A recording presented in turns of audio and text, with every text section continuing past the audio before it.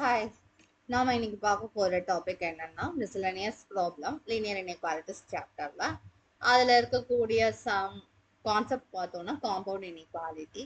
அதுல இருக்கக்கூடிய ஒரு 4 ப்ராப்ளம்ஸ் வந்து இந்த வீடியோல பார்க்கலாம்.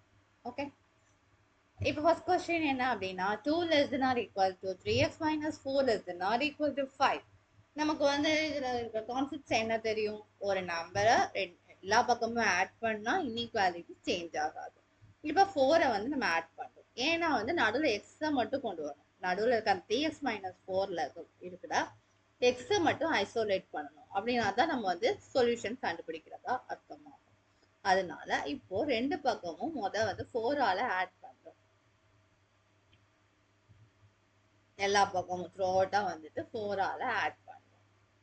ஆட் பண்ணா 6 less than or equal to 3x less than or equal to 9. இப்போ 3ஆல டிவைட் பண்றோம். ஒரு பாசிட்டிவ் நம்பரால டிவைட் பண்ணா நமக்கு இன்இக்வாலிட்டி சேஞ்ச் ஆகாது. So 2 less than or equal to x less than or equal to 3. So solution set இதுதான். ஓகேவா? So x ஓட value என்னது? 2 to 3.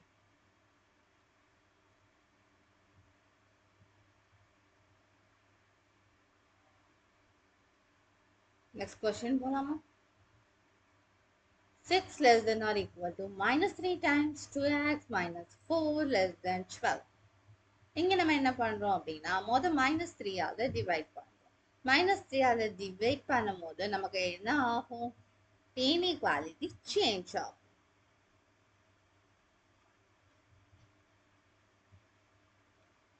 ஓகேவா? So 6 divided by minus 3 greater than or equal to 2x minus 4 greater than 12 divided by minus 3. So minus 2 greater than or equal to 2x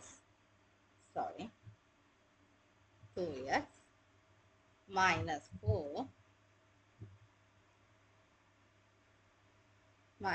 4 greater than minus 4. Okay, இப்போ 4ஆல எல்லா பக்கமும் add பண்ணலாம். ஒரு positive நம்பரால add பண்ணும்போது நமக்கு வந்து என்ன ஆகாது? இன்இக்வாலிட்டி சேஞ்ச் ஆகாது. ஓகேவா? இப்போ 2 greater than or equal to 2x greater than 0. இப்போ 2ஆல டிவைட் பண்ணோம் அப்படின்னா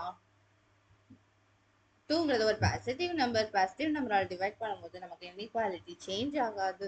So 2 divided by 2 is 1 greater than or equal to x greater than 0. Okay, இப்போ நம்ம இந்த ஆன்சர் தப்பா கரெக்டா செக் பண்ணணும் அப்படின்னு தோணுதா? ஏன்னா வந்து நம்ம மைனஸால டிவைட் பண்ண மைனஸ் 3ஆல, அதனால கொஞ்சம் ஒரு டவுட்ஃபுல்லா இருக்குது. ஸோ அதுக்கு என்ன பண்ணனா ஏதாவது ஒரு நம்பர்ஸை வந்து சப்ஸ்டியூட் பண்ணி பார்க்கலாம். ஃபார் எக்ஸாம்பிள் எக்ஸுக்கு வந்து நமக்கு ஈக்குவல் சிம்பிள் வருமா வராதா அப்படின்னு பார்க்கணும்னா எக்ஸ் ஈக்குவல் 0ன்னு சப்ஸ்டியூட் பண்ணி பார்க்கலாம். பார்த்தோம் அப்படின்னா சென்டர் டேர்ம் என்னவா இருக்கும்? minus 4ன்னு இருக்கும். ஸோ 12 வந்துட்டு ஈக்குவல் டு 12 வருது. ஆனா இங்க மேக்ஸிமம் வேல்யூ 12க்கு கீழே இருக்கணுங்கிறாங்க, 12 இருக்கக்கூடாதுங்கிறாங்க. ஸோ அப்படிங்கும்போது 0 இன்க்ளூட் ஆகாது. 0 is not a solution set அப்படின்னு தெரிஞ்சுக்கலாம். ஓகேவா? தென் வந்துட்டு இங்க சொல்யூஷன் செட் என்னன்னு எழுதிக்கலாம்னா க்ளோஸ் ஓப்பன் இன்டர்வல் 0,1. ஸோ வேற என்ன வேல்யூ செக் பண்ணலாம்? x is equal to -1 check பண்ணி பாருங்க. பண்ணி பார்த்தோம்னா -2 -4 -6 ஆகும். 6 3s are 18 ஆகும். So not a solution. So 0க்கு லெஃப்ட்ல இருக்கக்கூடிய எந்த சொல்யூஷனும் அந்த செட்டுக்குள்ள இருக்காது. Then x is equal to 1. 1 include பண்றோமே அது கரெக்டா அப்படின்னு செக் பண்ணுவோம். செக் பண்ணா -3 -2 -4 that is -2. So 6. ஓகே, 6 வந்து இன்க்ளூட் ஆகும். Already x equal to 2 check பண்ணி பாருங்களேன். செக் பண்ணி பார்த்தா -3 2 times 2 -4. 2 4 -4 வந்து 0 ஆயிடும். 0 அந்த ஃபங்க்ஷனுக்குள்ள இருக்கா? கிடையாது. 6ல இருந்து 12க்குள்ள தான் இருக்கும். ஸோ அப்போ not a solution. So this is the correct answer. So நம்ம எதுக்காண்டி இப்போ இப்படி செக் பண்ணிக்கிட்டு இருக்கோம் அப்படின்னா இது வந்து நாட் அ ஸ்டெப், நமக்குரிய ஸ்டெப் கிடையாது. ஆனால் வந்து நமக்கு வந்து முதலையே வந்து நம்ம வந்து ஒரு நெகட்டிவ் நம்பரால் டிவைட் பண்ணும்போது கொஞ்சம் வந்து எந்த இடத்துல ஈக்குவல் சிம்பிள், அதாவது greater than or equal symbol எந்த இடத்துல வரும், கிரேட்டர் தென் மட்டும் எந்த இடத்துல வரும் அப்படிங்கிற ஒரு கன்ஃபியூஷன் இருந்தது அப்படின்னா அந்த நேரம் இப்படி நம்ம செக் பண்ணி பார்த்துக்கலாம். ஓகேவா? Next question. minus 3 less than or equal to 4 minus 7x by 2 less than or equal to 8. இப்போ முதல்ல என்ன பண்ணலாம், 4 ஆல ரெண்டு பக்கமும் ஆட் பண்ணலாம், சாரி சப்ட்ராக்ட் பண்ணலாம். யா, ரெண்டு பக்கம் 4 ஆல சப்ட்ராக்ட் பண்றோம். Okay, minus 7 less than or equal to minus 7x by 2 less than or equal to 14. இப்போ என்ன பண்ணலாம், 2 ஆல ரெண்டு பக்கமும் மல்டிபிள் பண்ணலாம். So minus 14 less than or equal to minus 7x less than or equal to 28. இப்போ என்ன பண்ணலாம், minus 7 ஆல divide பண்ணலாம். Minus 7 greater than or equal to 28 by minus 7. So inequality change ஆகும் because negative number ஆல divide பண்றோம். So 2 less than or equal to x greater than or equal 2 greater than or equal to x greater than or equal to minus 4. So solution set is minus 4, 2. Okay. இதையும் நம்ம check பண்ணணும்னா பண்ணிக்கலாம். Okay, fine. Next question போகலாமா? S. So next question என்ன, கொஞ்சம் word problem. So word ப்ராப்ளம்னா ரொம்ப பயங்கர தேவையில்லை, இட்ஸ் ஈஸியஸ்ட் ஒன். இப்போ என்ன சொல்லியிருக்காங்கன்னா, ஒரு சொல்யூஷன் வந்துட்டு 68 டிகிரிலேருந்து 77 டிகிரி ஃபாரன்ஹீட்குள்ள இருக்கும். ஃபாரன்ஹீட்டில் கொடுத்துருக்காங்க. நாம வந்து செல்சியஸாக கன்வெர்ட் பண்ணணும். ஓகேவா? அதுக்கு கன்வர்ஷன் ஃபார்முலாவும் கொடுத்துட்டாங்க. So Fahrenheitல 68 less than or equal to 9/5 centigrade, 32 less than or equal to 77. இந்த ரெண்டுக்கும் இடைப்பட்ட வேல்யூவா இருக்கு.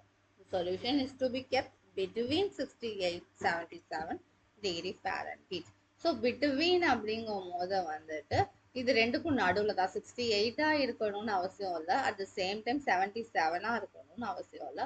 ஸோ சிம்பிள் வந்து லெஸ் தென் சிம்பிள் தான், பிட்வீன் 68 and 77. ஓகே, இப்போ நம்ம என்ன பண்ணலாம், 32 ரெண்டு பக்கம் மைனஸ் பண்ணலாம், சப்ட்ராக்ட் பண்ணலாம். சேம் நம்பரை சப்ட்ராக்ட் பண்றதுனால நமக்கு வந்து இன்இக்குவேஷன் சேஞ்ச் ஆகாது.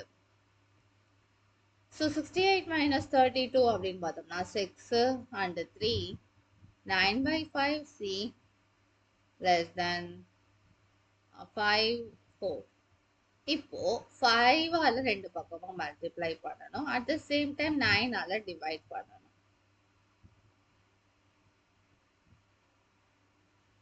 5 ஆல மல்டிபிள் பண்ணோம், 9 ஆல டிவைட் பண்ணணும். ஸோ இங்க 9 36 கேன்சல் ஆனா 4 20, 9 45 கேன்சல் ஆனா 5, c is equal to 25.